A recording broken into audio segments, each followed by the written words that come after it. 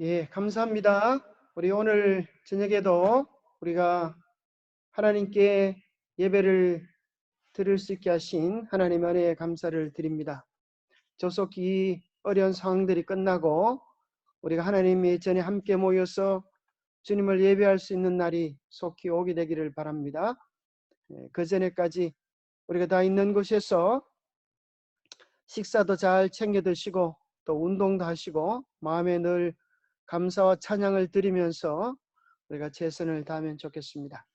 오늘의 주제는 예수 그리스도의 재림, 그런 내용입니다.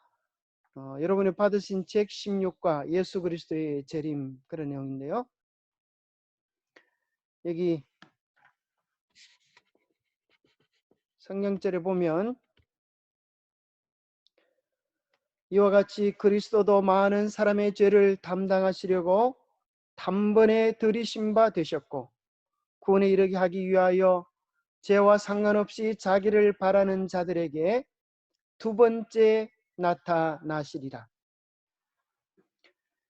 예수님께서 첫 번째는 우리의 많은 사람의 죄를 담당하시기 위하여 십자가에 달려 죽으시기 위하여 이 땅에 오셨습니다.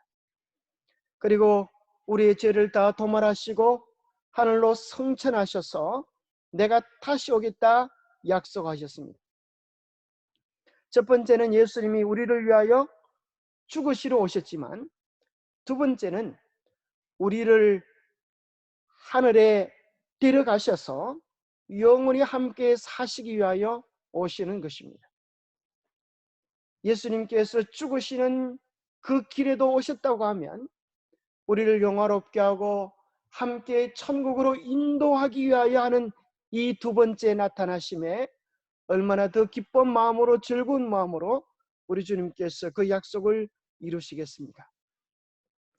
우리가 어떤 내용을 생각할 때 좋은 질문들을 한번 해보는 것은 좋다고 생각합니다. 이 책에는 없지만 여러분들이 각자 재림에 대한 질문들을 한번 만들어 보면 참 좋겠습니다.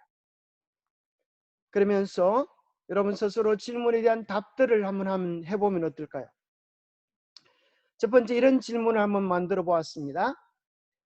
세상 장래에 다가올 최상의 시나리오가 있다면 그것은 무엇일까?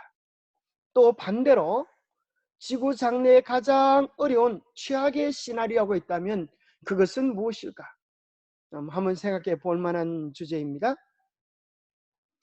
두 번째는 성경적인 세계관, 역사관은 무엇인가? 또 우리 생각에 재림을 안다고 하는 것, 재림을 믿는다고 하는 것은 왜 중요한가? 어떤 것이 얼마나 중요한지를 알고 싶으면, 반대로 그것을 없애보면 그때 그것이 중요한지를 알게 됩니다. 있을 때는 몰랐는데 없어지고 나면 그 사람이 얼마나 소중한지 아는 것처럼, 만약에 재림이 없다고 하면 이 세상은 어떻게 될 것인가 생각해 보면 재림이 얼마나 중요한 주제인지를 생각해 보게 됩니다. 재림의 징조들은 무엇인가?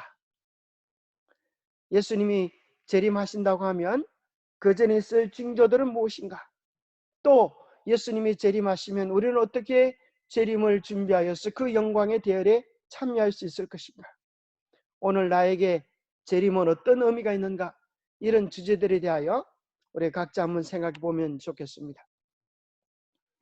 시간이 되면 여러분 각자에게 한번 질문을 좀 던져 보았으면 하는 내용인데, 여러분 상황상 여러분의 답변을 다 들을 수는 없고 개인적으로 한번 기록하시고 한번 생각해 보시면 좋겠습니다. 이 세계의 첫 번째는 이 오늘날 지구의 상황들을 보여주는 이런 뉴스들을 우리는 많이 보게 됩니다. 세계의 온도가 점점 더 올라가고 있다는 사실입니다.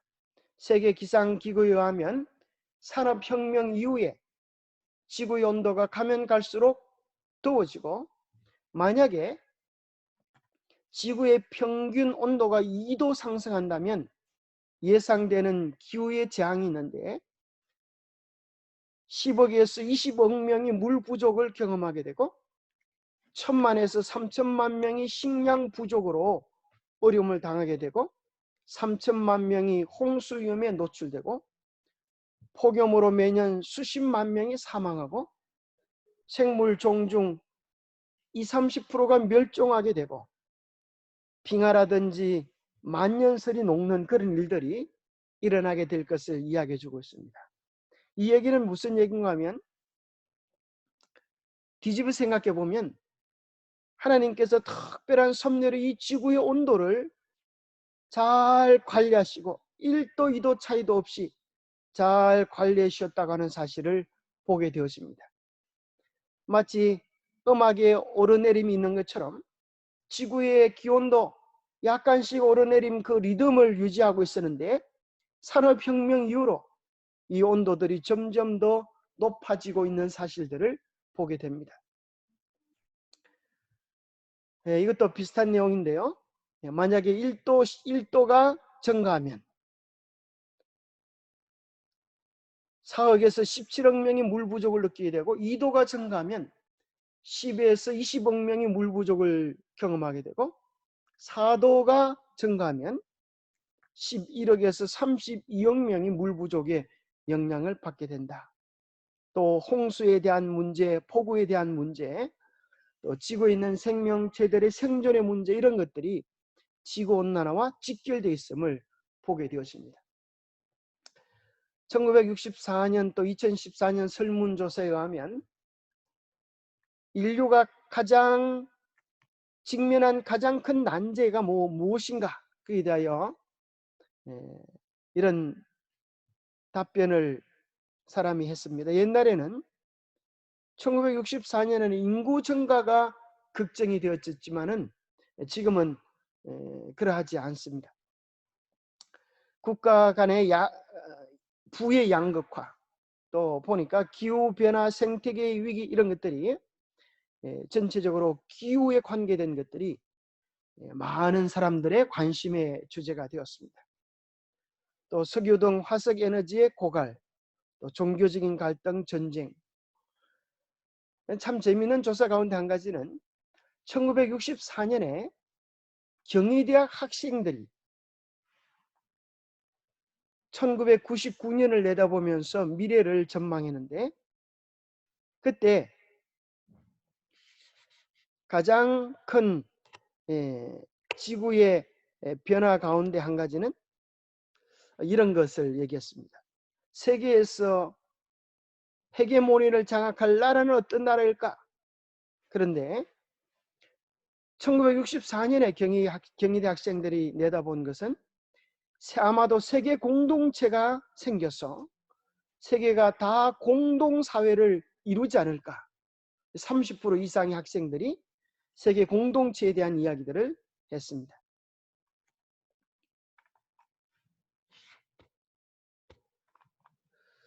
자, 지구에 대한 여러 가지 시나리오가 있는데요.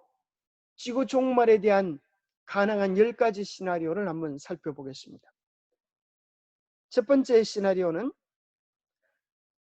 지구가 핵무기 또는 생화학무기 또는 테러를 통하여 멸망하겠다.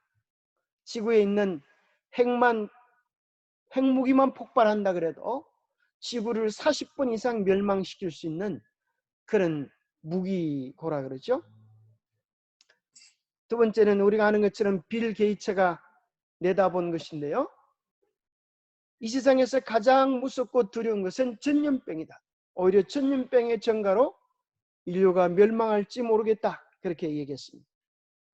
세 번째 시나리오는 점점 넓어져가는 오존층의 구멍이 태양 여러 가지 광선으로부터 지구를 지켜주지 못해서 멸망이 올지 모르겠다.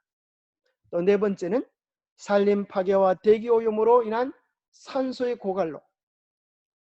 다섯 번째는 지구와 소행성들 간의 충돌로 멸망이 올지 모르겠다.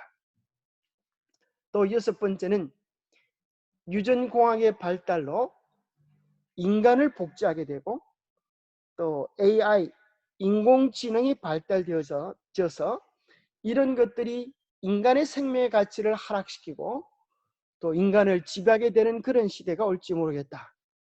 그 다음에 7번째는 각 종교들의 분쟁, 극단적 신앙으로 인하여 종교 분쟁으로 멸망이 올지 모르겠다. 8번째는 인종 마찰로 인한 사회적 붕괴가 올지 모르겠다. 9번째는 지구온난화와 환경 파괴로 인한 대기, 수질, 토질 오염 및 기상 변화로 인하여 멸망할지 모르겠다. 이 모든 것들은 다 지구의 장래에 대한 심각한 위기들을 보여주면서 멸망한다고 하는 것입니다. 여러분, 이 9가지 시나리오 가운데 어느 것이 마음에 듭니다? 아마 하나도 다 마음에 드는 것이 없죠. 이것은 다 선과 악을 막론하고 다 멸망하고 끝장이 난다는 이야기입니다. 세계적으로 가장 유명하고 또 똑똑하다고 말했던 영국의 스티븐 호킹 박사가 세상을 떠나기 전에 인류에게 남긴 마지막 경고를 했습니다. 한번 들어보시겠습니다.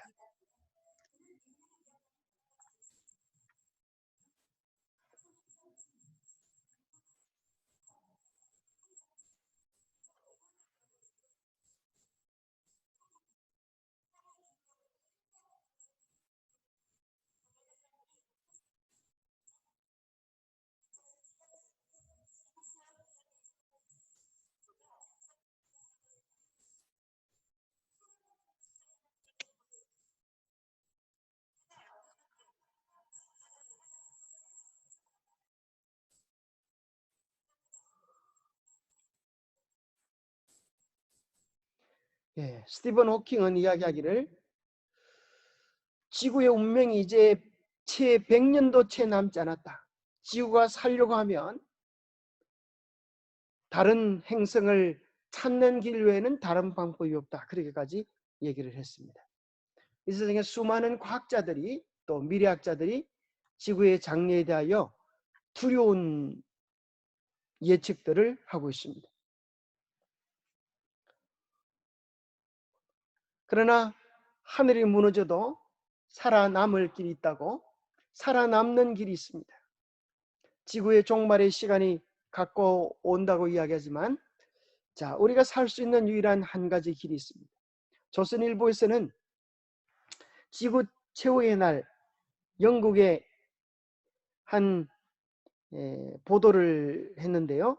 미국 정부의 과학 고문인 제프리 소모 교수의 말을 인용하면서 영국 한 신문지에서 보도를 한 내용인데요. 지구의 멸망을 가져올 소행성과의 충돌이 피할 수 없는 것이라면 대중은 이를 모르고 있는 게 오히려 편하다. 만약에 지구의 멸망이 이렇게 온다고 하면, 그걸 막을 수 없다고 하면 차라리 모르는 게 편하게 죽을 수 있다, 이런 소리죠. 만약에 이러한 문제를 해결책도 없으면서 알리게 되면 전 세계적인 공황과 혼란과 불안을 어떻게 처리할 것인가, 그런 얘기를 했습니다. 그래서 지구 종말 관련 차라리 모르는 게 낫다고 할 정도로 이 세상은 어려움 속에 빠져 있는 것입니다. 그러나 놀라운 사실은 이 세상에 있는 많은 뉴스들은, 또 오늘 매 시시각각 우리 눈에 보여지는 사건들은 우리에게 희망이 없다는 것을 이야기해 주지만, 우리 모두에게 너무나 분명하고 중요한 희망을 지시해 주는 것이 있는데, 바로 그것이 우리가 믿는 성경입니다. 성경은 죄로 죽을 수밖에 없는 우리 인간에게 살 길이 있다고 구약의 약속을 주시고, 성경은 이미 그 사용 기간을 넘어온 이 지구의 장래에 대하여 다시는 망가지지 않을 영원한 하늘로 우리를 데려가시겠다고 하는 두 번째 약속, 재림에 대한 약속으로 이루어져 있습니다. 그래서 구약과 신약은 우리 모두에게 희망을 선물하고 새로운 소망을 주는 약속들로 가득 차 있는 주제입니다. 구약과 신약의 초점을 살펴본다면, 죄로 말미암아 죽을 수밖에 없는 인류에게 여자의 후손인 예수 그리스도가 이 땅에 오셔서 우리의 죄를 십자가에 못 박아 죽으시고 3일 만에 부활하셔서 누구든지 예수 그리스도를 믿기만 하면 새 소망을 얻을 수 있음을 이야기해 주었습니다. 그래서 예수 그리스도를 마음의 구주로 모신 사람들의 심령 속에 천국이 이루어지고, 또 신약은 예수님이 하늘로 올라가셨지만 다시 오셔서 우리를 이 죄 많은 세상 가운데에서 건져내어 주셔서 이제는 고통도 아픔도 눈물도 없는 영원한 하늘로, 영원한 소망의 나라로 데려가시겠다고 하는 것이 신약의 중심 주제입니다. 그래서 초림은 죄로부터의 구원이라고 하면, 재림은 죄악 세상으로부터 우리를 구원하셔서 영원한 하늘의 소망으로 인도해 주시겠다고 하는 약속입니다. 계시록 21장 4절에서 5절에 보면 모든 눈물을 그 눈에서 닦아주시니 다시는 사망이 없고 애통하는 것이나 곡하는 것이나 아픈 것이 다시 있지 아니하리니 처음 것들이 다 지나갔음일러라. 보좌에 앉으신 이가 이르시되 보라 내가 만물을 새롭게 하노라. 이러한 놀라운 약속을 듣는 날이 재림의 날입니다. 성경 전체의 구조를 보아도 창세기 1장 2장은 창조이고, 성경 제일 마지막에 나오는 요한계시록 21장 22장은 재창조인 것입니다. 그런데 하나님이 세상을 아름답게 창조하시는데 오늘날 이 세상이 왜 이렇게 고통과 눈물과 아픔이 많은가? 창세기 3장에 죄가 들어왔기 때문입니다. 다시 새로운 기쁨의 나라가 되려고 하면 이 죄가 끝이 나야 될 것입니다. 계시록 20장에서는 죄가 끝납니다. 중간에 창세기 4장부터 계시록 19장까지의 내용은 선악의 대쟁투입니다. 마귀는 우리를 멸망시키려고 하고 예수 그리스도는 우리를 구원하시기 위하여 이 땅에 초림하시고 다시 재림하실 것입니다. 이 성경의 진리를 우리 마음속에 받아들이고 이것이 먼저 우리의 내적인 체험이 되고, 이것이 내적인 체험이 될 때 드디어 외적인 현실로 이 사건들이 도래하게 될 것입니다. 재림이란 무엇입니까? 재림이란 우리 각자에게 어떤 의미가 있습니까? 재림은 모든 문제 해결입니다. 오늘 지구온난화에 대한 문제, 우리 주님이 재림하시면 더 이상 문제가 되지 않을 것입니다. 지구는 우리가 하늘로 1,000년 동안 하늘의 왕노릇하는 그 기간 동안에 지구는 쉬면서 다시 지력을 회복하게 될 것입니다. 우리의 질병의 문제, 재난의 문제, 모든 문제가 해결될 것입니다. 재림은 인간이 경험할 수 있는 최고의 감격과 기쁨의 날입니다. 이 세상에 무엇이 여러분 기쁨의 날이었습니까? 요즘은, 옛날에는 결혼식 날 신부들이 우는 모습을 많이 보는데 요즘은 신부들이 좋다고 쌩글쌩글 웃습니다. 그러면 할머니들이 그러죠. 그래 얼마나 좋은 일인지 한번 두고 봐. 그렇게 한다고 그러지 않습니까?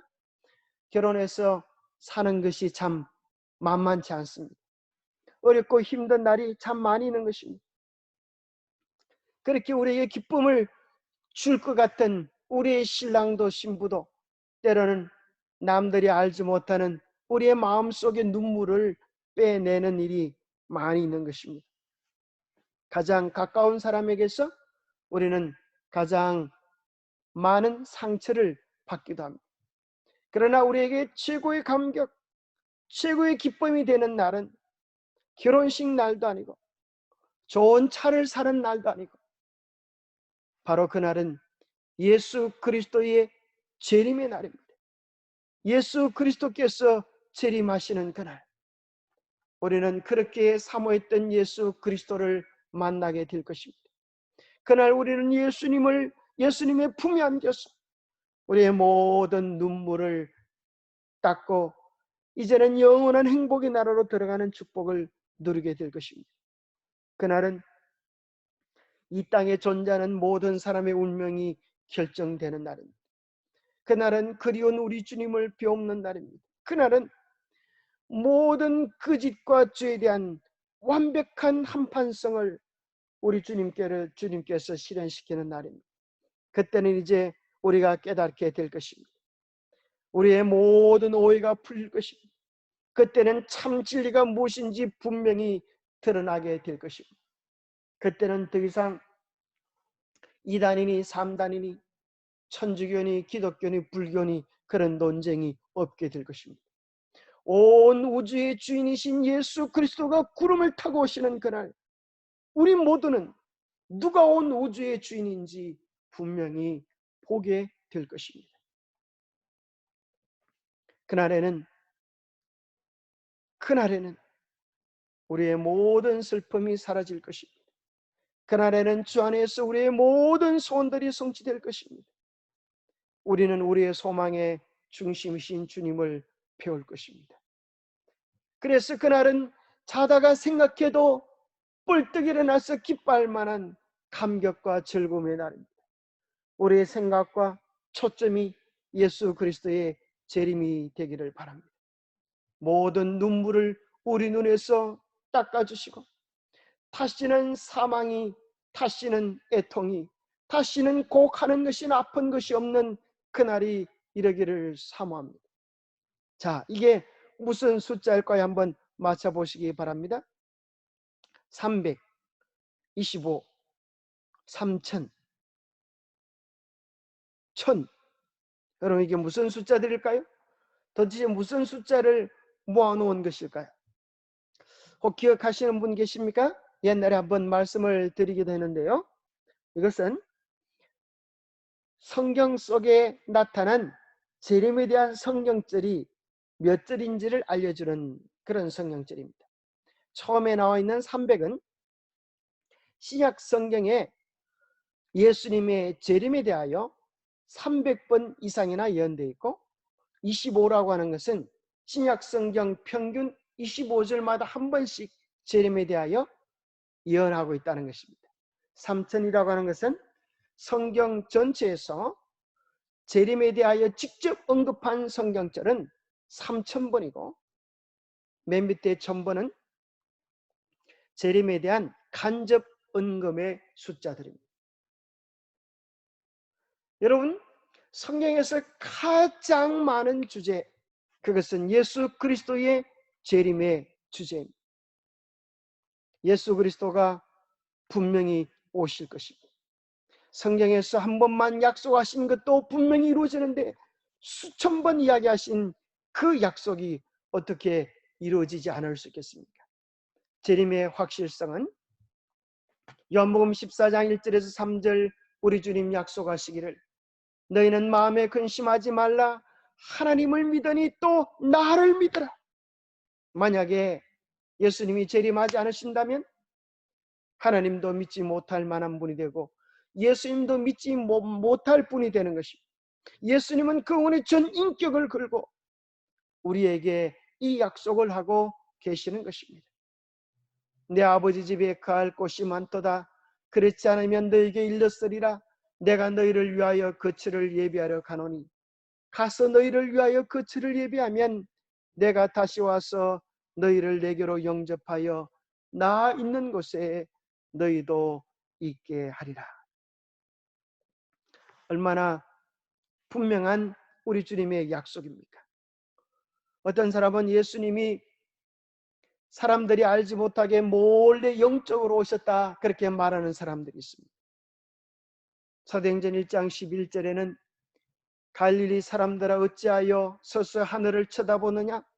너희 가운데서 하늘로 올리시신 이 예수는 하늘로 가심을 본 그대로 오시리라 약속하셨습니다. 몰래 오시는 것이 아닙니다. 영적으로 오시는 것이 아니에요. 예수님이 성천하셨던 모습을 본 그대로 모든 사람이 볼 수 있도록 번개가 동편에서 번쩍임같이 우리 주님께서 온 세상이 볼 수 있도록 재림하실 것입니다. 성경의 마지막 결론이 이것입니다. 이것들을 정언하신 이가 이르시되 내가 진실로 속히 오리라. 아멘. 주 예수여 오시옵소서. 이것이 성경의 결론입니다. 성경 전체의 신약 성경의 전체의 구도를 보아도 마찬가지입니다. 신약 성경은 역사, 체험, 예언으로 되어져 있는데, 역사라고 하는 뿌리와 줄기, 또 체험, 서신서가 좌편, 우편으로 나누어져 있습니다. 좌편은 교리적인 것, 이론적인 것, 우편은 실천적이고 체험적인 내용을 다루고 있습니다. 그 중심 주제가 구원론, 어떻게 우리가 구원을 받는가, 그 다음에 어떻게 우리가 예수님을 닮아가는가, 기독론, 예수님을 닮은 사람들은 교회론, 교회를 위하여 어떻게 봉사하는가.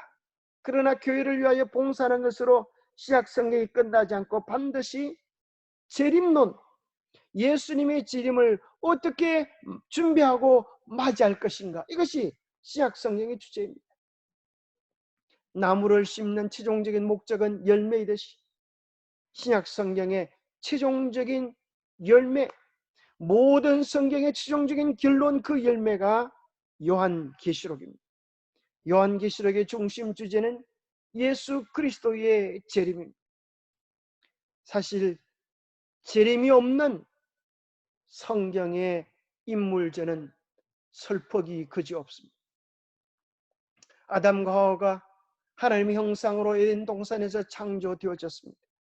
그러나 죄를 지음으로 말미암아 그들은 에덴 동산에서 쫓김을 당했고, 그때부터 혹 자기들의 혈통 중에 메시아가 오지 않을까 아이를 낳고 남자를 얻었다, 이가 메시아다, 이름을 가인이라고 지었어요.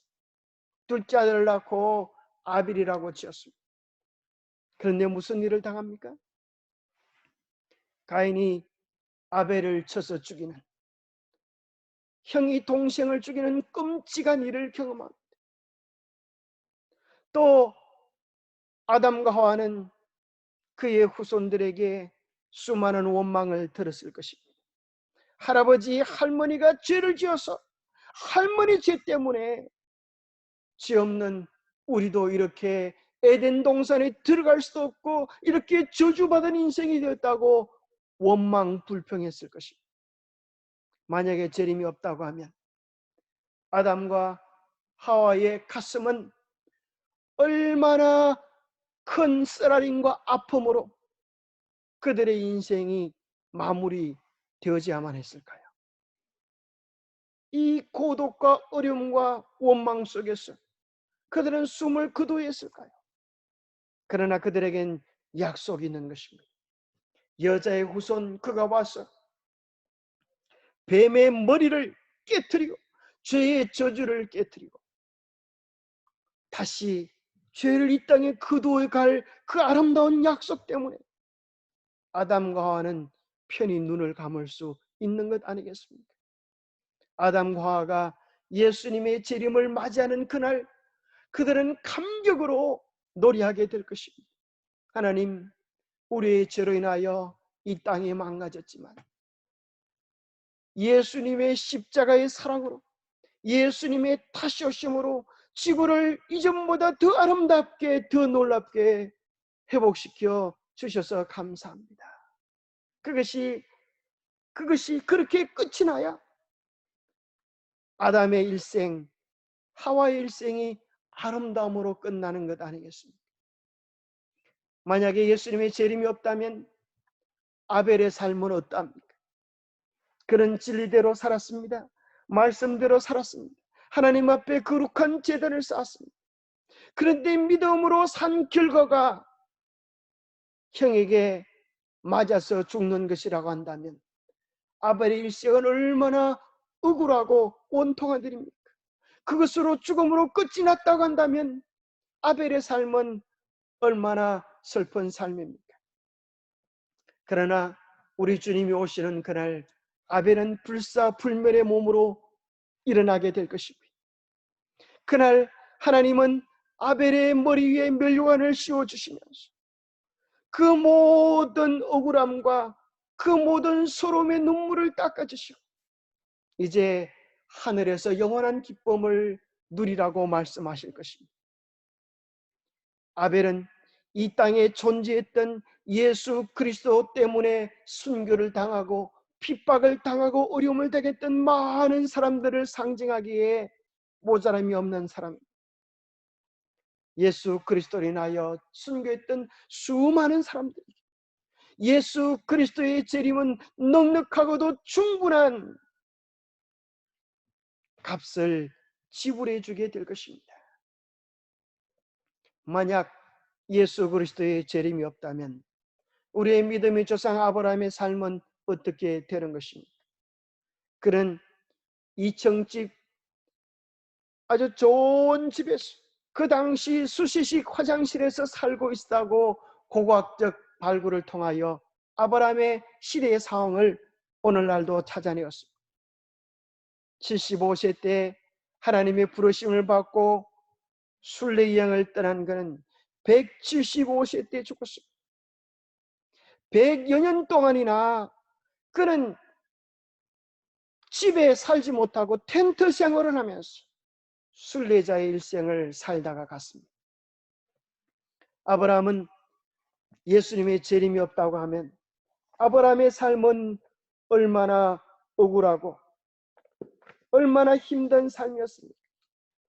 그러나 아브라함이 결코 손해보지 않은 것은 히브리서 11장의 16절에 나오는 것처럼 이제는 더 나은 본향을 사모하니 곧 하늘에 있는 것이라. 이러므로 하나님이 그들의 하나님이라 일컬음을 받으심을 부끄러워하지 아니하시고 그들을 위하여 한 성을 예비하셨는다. 예수 그리스도의 재림의 날에 아브라함은 깨어나게 될 것입니다. 그는 그를 위하여 준비해 놓은 하늘 새 예루살렘 도성을 보면서 하나님께서 베푸신 말할 수 없는 은혜와 영광을 노래하게 될 것입니다. 예수님의 재림이 없다면 아브라함의 생애는 실패로 슬픔으로 끝나는 것입니다. 그러나 예수 그리스도의 재림이야말로 모든 믿음의 삶을 역전시켜서 영원한 행복으로 이끌어주는 것 아니겠습니까? 히브리서 11장에는 이와 같은 기라성 같은 믿음의 영웅들의 이야기를 하면서 이렇게 결론을 짓습니다. 이 사람들은 다 믿음으로 말미암아 증거를 받았으나 약속된 것을 받지 못하였으니 이는 하나님이 우리를 위하여 더 좋은 것을 예비하셨은즉 우리가 아니면 그들로 온전함을 이루지 못하게 하려 하심이라고 하셨습니다. 그들이 다 믿음으로 살았고 또 증거를 받았습니다. 하늘을 주실 증거를 받았지만 아직 약속된 것을 받지 못했습니다. 아직 하늘에 간 것이 아닙니다. 그들이 다 무덤 가운데서 잠자고 있는 것입니다. 이는 하나님이 우리를 위하여 더 좋은 것을 예비하셨습니다.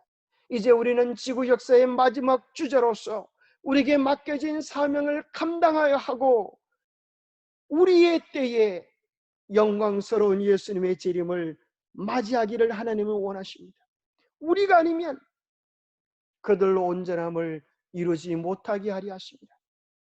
마지막 주자가 마지막 테이프를 끊는 그 영광스러운 마무리가 없으면 이제까지 선악의 대쟁투를 달려온 주자들이 약속된 것을 받지 못하기 때문입니다. 오늘 우리들에게 주어진 이 사명이 크고 중대한 것입니다. 우리가 이 사명을 다 마치는 날 하나님은 친히 우리와 함께 계셔서 모든 눈물을 우리 눈에서 씻겨 주시고 영원한 행복의 나라로 인도해 주실 것입니다. 재림은 목적이 있습니다. 하나님을 사랑하는 자들, 그들을 이제는 더 이상 고통과 눈물과 슬픔이 없는 영원한 하늘로 인도하기 위하여 필요한 것입니다. 첫 번째 초림은 죄로부터의 구원이라고 하면 재림의 목적은 죄악 세상으로부터, 멸망하는 세상으로부터 우리를 구원하심에 있습니다. 두 번째, 재림의 목적은 모든 사람에게 정당한 보상을 주실 것입니다. 보라, 내가 속히 오리니 내가 줄 상이 내게 있어 각 사람에게 그의 일한 대로 갚아주리라. 오늘날 많은 사람들이 그렇게 이야기합니다. 내가 이렇게 죄를 짓지만 나를 심판할 하나님이 어디 계셔? 큰 소리를 칩니다.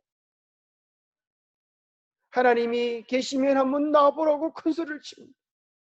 그날에 무수히 많은 사람들은 깨닫게 될 것입니다. 그들이 도대체 무슨 짓을 하고 살았는지. 그날에 하나님께서 선한 일을 행한 자들, 그리스도를 위하여 냉수하나라도 대접한 자들에게 하나님은 그 상을 잊지 아니하실 것입니다. 주의 전을 위하여 수고한 우리 집사님들의 수고를 잊지 아니할 것입니다. 우리 주님께서 남몰래 흘린 성도들의 눈물을 잊지 아니하실 것입니다. 우리 주님께서 진리 때문에 당했던 그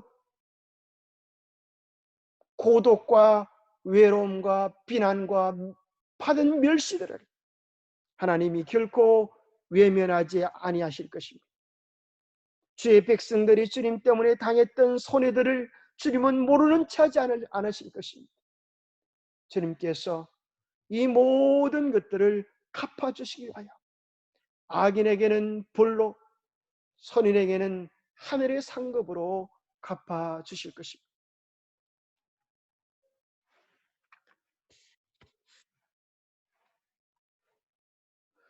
그러면 언제 재림하실까요? 재림의 시기에 대하여 알려주시지 않으셨습니다. 마태복음 24장 36절에는 그날과 그때는 아무도 모르나니 하늘의 천사들도 아들도 모르고 오직 아버지만 아시느니라. 왜 우리 주님께서는 그 때를 알려주시지 아니했을까요? 만약에 때를 알려주었다고 하면 많은 사람들은 자기 마음대로 죄를 짓고 살다가 아마 일주일 전부터 금식 기도를 하면서 회개할지 모르겠습니다. 하나님께서는 우리 모두가 날마다 오늘 오실 것처럼 깨어서 준비하며 살도록 그 시기를 알려주지 않으신 것입니다. 우리는 매일 오늘 자다가 주님을 만날지라도 기쁜 마음으로 맞이할 수 있도록 우리의 매일의 삶을 준비할 수 있게 되기를 바랍니다. 재림의 징조, 그러면 예수님의 날짜를 재림의 날짜를 알려주지 않았다고 하면 무슨 징조가 있을까요? 또 이르시되 민족이 민족을, 나라가 나라를 대적하여 일어나겠고 곳곳에 큰 지진과 기근과 전염병이 있겠고 또 무서운 일과 하늘로부터 큰 징조들이 있으리라. 자, 여기 보세요. 예수님의 재림 전에 있을 사건들을 이야기하면서 무슨 일이 있다고요? 전염병이 있겠다, 그렇게 이야기했습니다. 그럼 그럴 뿐만 아니라 이 전염병으로 인한 기근과 또 지진들이 함께하겠다. 전염병으로만 끝나는 것이 아니라 이것이 경제적인 문제로 연결될지 모르겠습니다. 그리고 곧 이어서 뭐라고 이야기하는가 하면 이 모든 일 전에 내 이름으로 말미암아 너희에게 손을 대어 박해하며 회당과 옥에 넘겨주며 임금들과 직금자들 앞에 끌려가려니와 이 일이 도리어 너희에게 증거가 되리라. 자, 이게 무슨 말인가 하면, 자, 이 전염병으로 인하여서 세상에는 경제적인 문제, 어려움들이 오게 된다고 하는 사실입니다. 그리고 이 모든 어려움들이 올 때에 사람들은 이제 하나님의 백성을 핍박하는 일이 있겠다 그랬죠. 여기 보니까 이 모든 일 전에 내 이름으로 말미암아 너희에게 손을 대어 박해하며 회당고옥에 넘겨주며 임금들과 집권자들 앞에 끌려가는 일이 있겠다 그랬어요. 이 세계 혼란한 이런 전염병과 기근과 지구온난화를 통하여서 5월 14일에 교황청은 전 세계 지도자들을 초청하고 6월 달에 종교적인 모임을 또 가진다고 합니다. 이 모든 것들을 통하여 이제 세계는 한 조직체로 모아지게 되고 또 일요일을 쉬는 날로 가족의 날로 준수하면서 이 지구의 재난을 막을 그런 일을 하게 될지도 모르겠습니다. 이번에 그런 일이 일어나지 않을 수도 있지만은 그런 일은 머지않아 조만간에 우리 눈앞에 당도할 것입니다. 이런 일이 일어나면 우리가 임금들과 집권자들 앞에 서서 뭐 하게 된다고 이야기하세요? 이 일이 도리어 너희에게 증거가 되리라. 수많은 사람들에게 하나님의 마지막 기별을 외칠 다시 한번 온 세상에 복음을 전할 마지막 기회가 되었습니다. 우리는 이 세상 사람들에게 우리에게 신 마지막 쇠천사의 기별을 힘차게 외칠 그런 때가 되게 될 것입니다. 그래서 오늘 우리는 기도해야 되겠습니다. 이러한 시대적 징조들을 보면서 무엇을 위하여 기도해야 되겠습니까? 무엇보다도 우리는 회개를 통하여 성령 충만함의 경험을 경험해야 되겠습니다. 우리 속에서 죄를 버리고 우리 속에서 세상을 살아가는 마음을 버리고 우리 속에서 주님보다 더 우선시했던 우상들을 버리고 주님께로 달려가야 되겠습니다. 첫 번째 재림의 준비의 방법에 보면 우리가 조심해야 될 몇 가지를 누가복음 21장에서 이야기해 줍니다. 너희는 스스로 조심하라. 그렇지 않으면 방탕함과 술 취함과 생활의 염려로 마음이 둔하여지고 뜻밖의 그날이 듣과 같이 너희에게 임하리라. 이날은 온 지구상에 거하는 모든 사람에게 임하리라. 이러므로 너희는 장차 올 이 모든 일을 능히 피하고 인자 앞에 서도록 항상 기도하며 깨어있으라. 자, 여기 보면 우리가 까딱 잘못하면 덫에 걸리겠다 그랬어요. 여러분 쥐덫 기억나십니까? 어릴 때 참 저희 어릴 때는 쥐들이 참 많았습니다. 그래서 아버님이 이제 이 쌀 두지 앞에다가 어두컴컴한데 이제 쥐덫을 놓는데요. 그 쥐덫에는 쥐가 좋아하는 것들을 꽂아 놓습니다. 생고구마나 뭐 이런 것들을 꽂아 놓으면 쥐가 와서 이제 고모를 보고 딱 물면 척그덕 하면서 이제 쥐를 딱 잡는 것입니다. 그와 마찬가지로 마귀가 우리로 하늘에 들어가지 못하게 하려고 덫을 놓고 있는데 그 덫을 오늘 본문에 보면 세 가지로 표현해 주고 있습니다. 첫 번째는 방탕함이라고 하는 것입니다. 방탕함. 여기 방탕한다고 하는 것은 우리가 세상 사람들처럼 술을 마시고 엄란한 짓을 하는 그런 방탕함을 짓지는 않을지라도 무엇이 하나님의 백성들에게 방탕함이 되는가? 마태복음 24장 48절부터 보면 만일 그 악한 종이 마음에 생각하기를 주인이 드디어 오리라 하여 동료들을 때리며 술 친구들과 더불어 먹고 마시게 되면 생각하지 않은 날 알지 못하는 시간에 우리 주님이 오셔서 벌을 받게 되겠다 그렇게 이야기하시죠. 그래서 성경적 하나님 백성들에게 있어서 방탕함의 의미는 마음속에 예수님이 드디어 오실 거야. 그러니 내 마음대로 살자 하는 생각을 먹는 것이 영적 방탕함입니다. 영적 방탕함은 우리가 집중하고 바라봐야 될 재림의 마음을 두지 못한 마음이 재림에 대하여 느슨해지면서 세상 사람들과 같이 더불어 중심을 잃어버리고 사는 것을 이야기합니다. 두 번째, 술 취함이라고 하는 것은 세상 술을 먹는 것뿐 아니라 잠언 31장 5절에 보면 술을 마시다가 법을 잊어버리고 모든 곤고한 자들의 송사를 굳게 할까 두려우니라 그랬어요. 그래서 술을 마시다가 법을 잊어버리는 것처럼 요한계시록 17장 1절과 2절에 보면 세상에 많은 사람들이 음녀가 주는 포도주에 취하였다 그랬어요. 그래서 뭘 하게 되는가? 하나님의 거룩한 계명이 변경된 것도 알지 못하고 거짓된 계명을 높이는 일, 이것이 술취함이라는 거예요. 하나님의 계명이 무엇인지 똑바로 분별하지 못하고 술 취한 사람들이 혼돈에 빠져 있는 것처럼 영적 분별력이 없는 상태를 이야기하는 것이다 하는 것입니다. 침례 요한이 왜 죽임을 당했습니까? 하나님을 위하여 정말 평생을 바쳤던 침례 요한이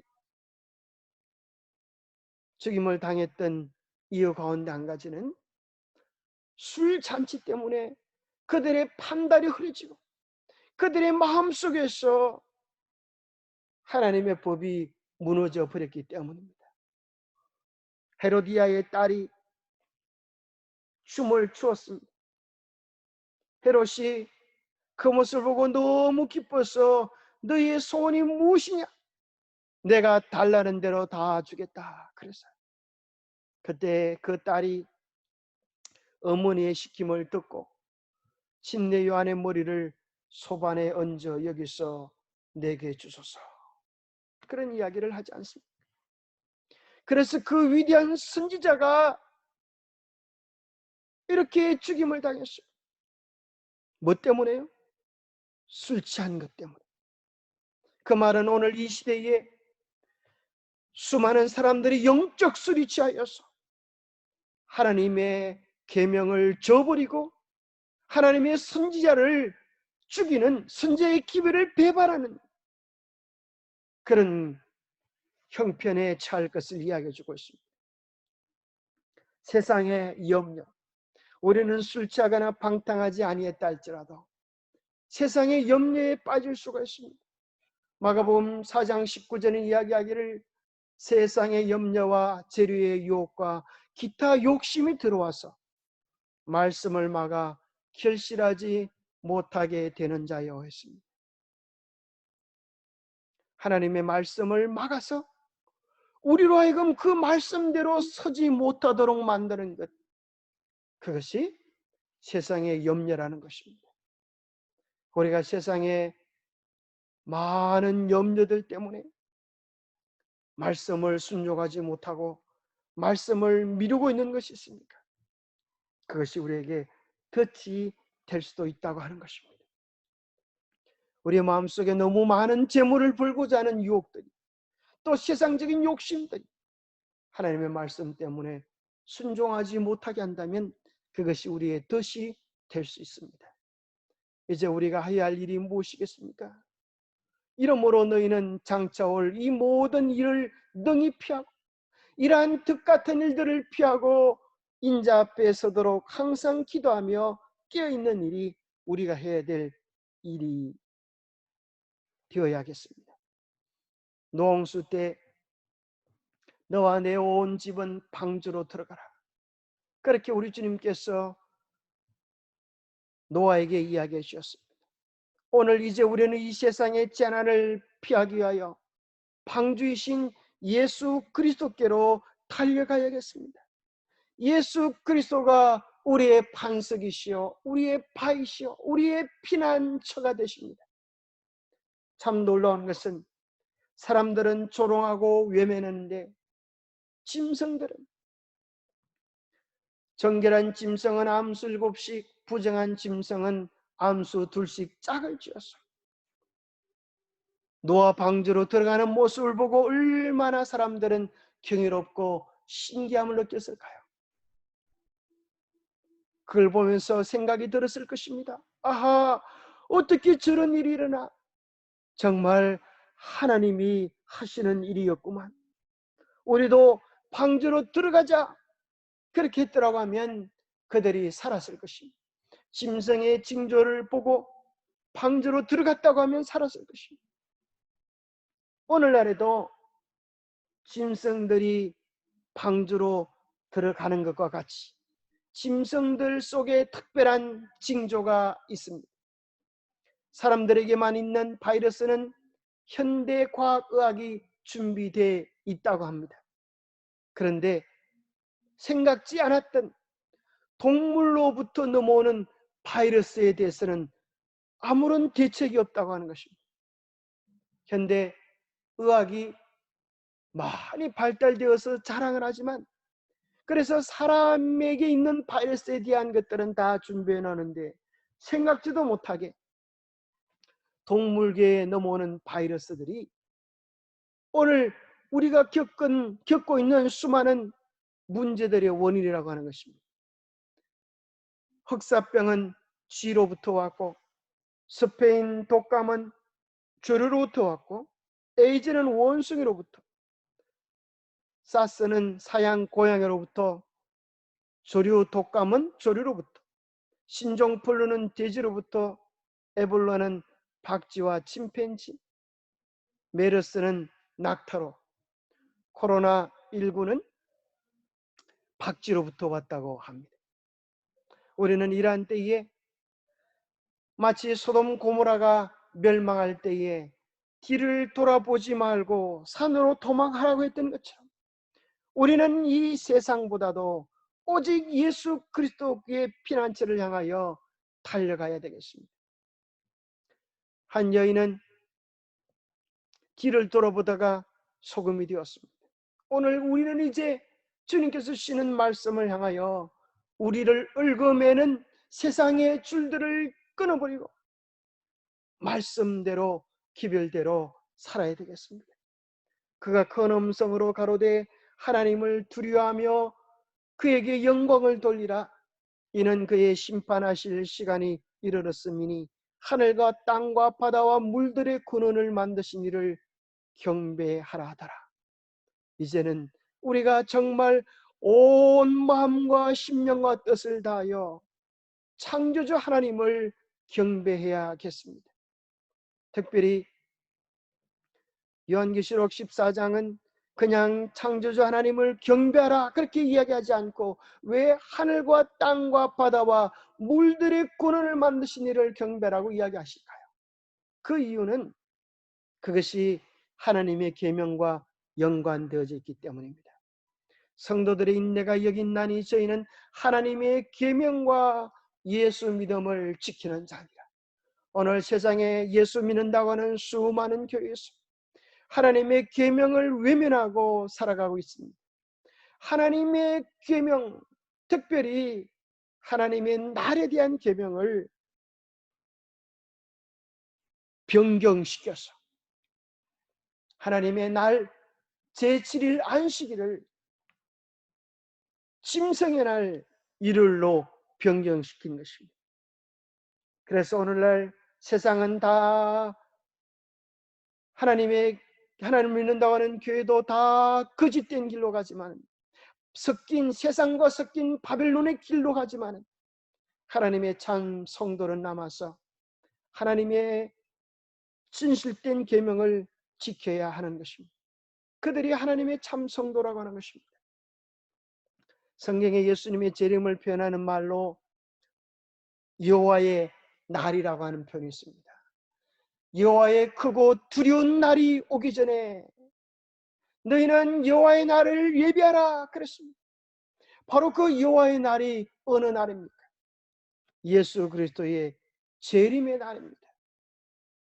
그런데 또 하나의 여호와의 날이 있는데 그것은 너희는 너희 하나님 여호와의 안식일을 기억하여 거룩히 지키라고 하신 여호와의 날입니다. 여호와의 날에 서기 위하여 성경은 이야기합니다. 여호와의 날에 서기 위하여 너희가 여호와의 날 안식일을 기억하여 거룩히 지켜야 할 것을 이야기해 주고 있습니다. 오늘 우리의 시간에 7분의 1을 구별하여 하나님께 드려야겠습니다. 머지않아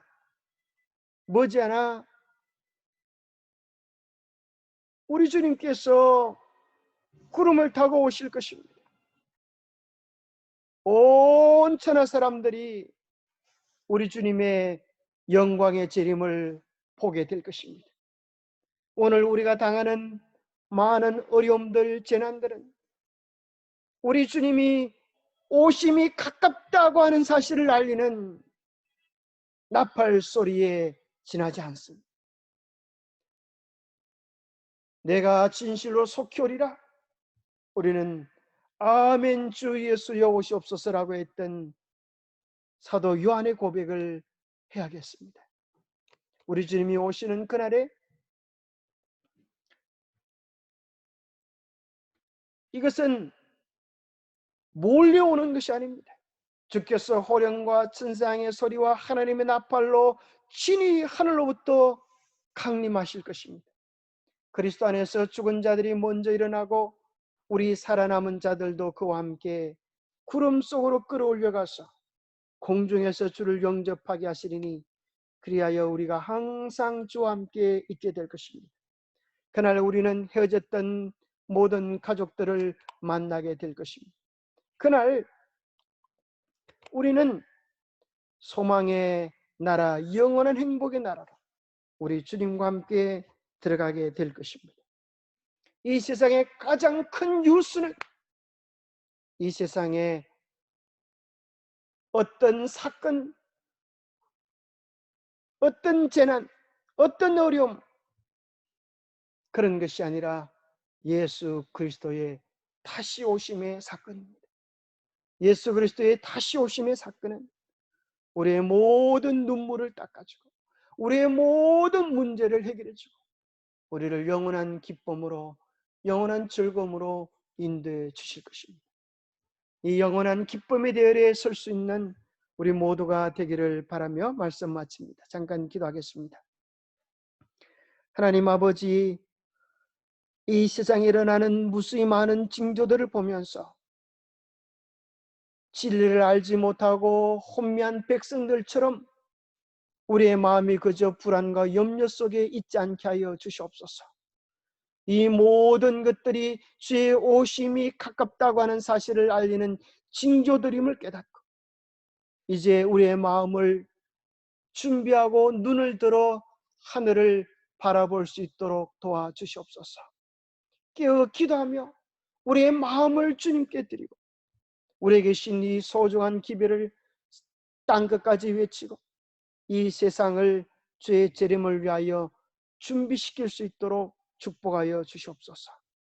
우리에게 신 세천사의 기별을 잘 감당하여 주님께 영광을 돌릴 수 있는 우리 모두가 되도록 축복해 주시옵기를 우리 주 예수 그리스도 이름 머지하여 간절히 간구하옵나이다.